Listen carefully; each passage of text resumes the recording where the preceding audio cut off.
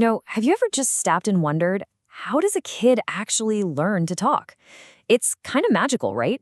They go from gurgles and babbles to full-on sentences, and it almost seems to happen by itself.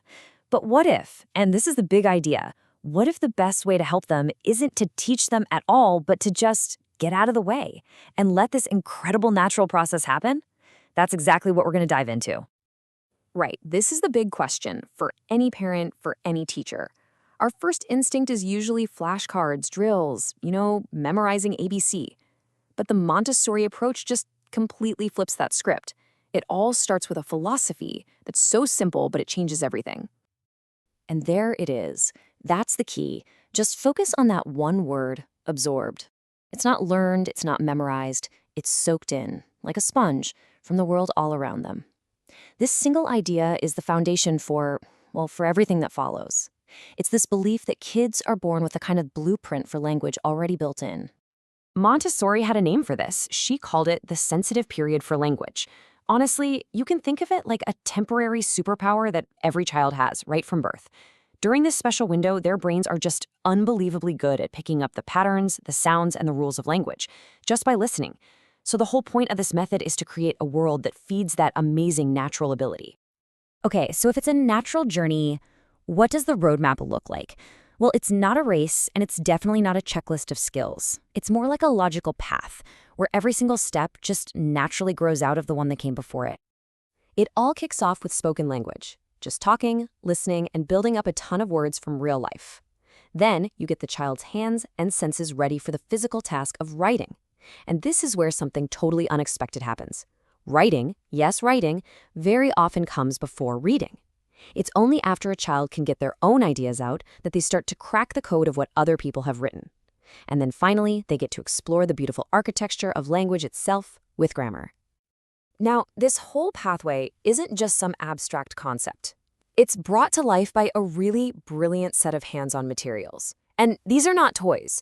They're very specific, carefully designed tools for discovery.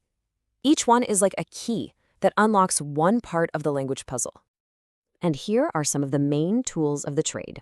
You've got cards to build vocabulary, sandpaper letters so kids can literally feel the shape of a sound, a movable alphabet to build words with. Then you've got materials for that explosion into reading, and even grammar symbols to make sentence structure a physical thing. See the pattern?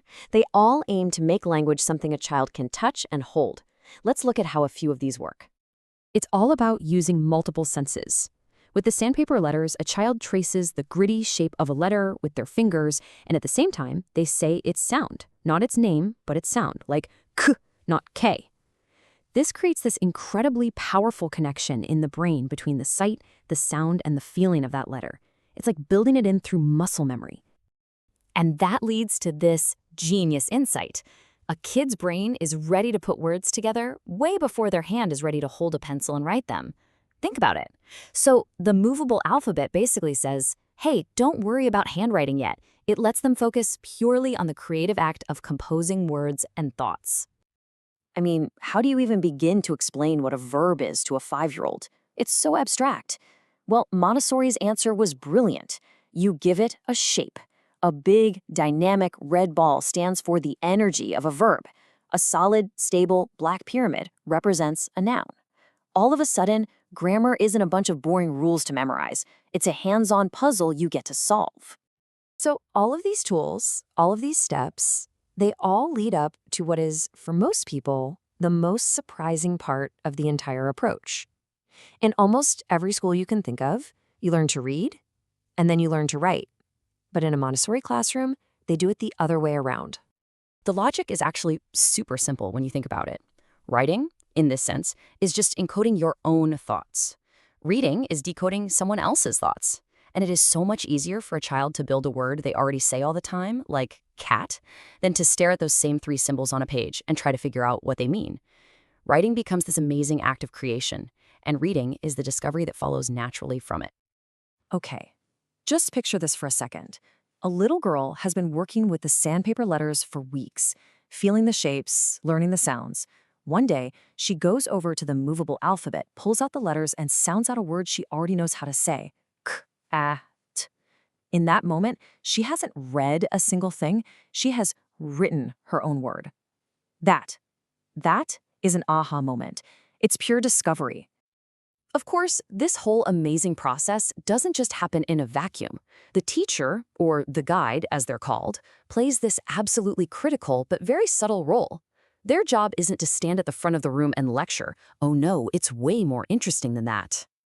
The guide is doing this constant, delicate balancing act. On one hand, they have to protect the child's freedom to explore, to follow their own curiosity, to make their own discoveries. But on the other hand, they have to be an expert observer, knowing that exact right moment to step in and say, "Hey, I see you're really interested in those sounds. Let me show you something cool."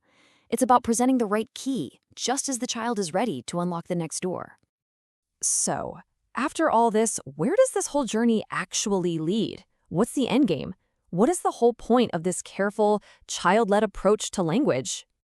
The destination is so much bigger than just checking a box that says literate. It's about fostering a real, genuine love for language. It's about giving kids the tools they need to express their own unique voice with confidence and style. The real goal is a child who doesn't just know how to read and write, but one who actually does it with creativity and, most importantly, with joy. When you really step back and look at it, the whole philosophy is pretty simple. The child is the builder, and the adult is just the helpful guide. And it makes you think, if something as complex as language can be absorbed this naturally, if it's caught, not taught, what else in learning, and maybe even in life, works the exact same way?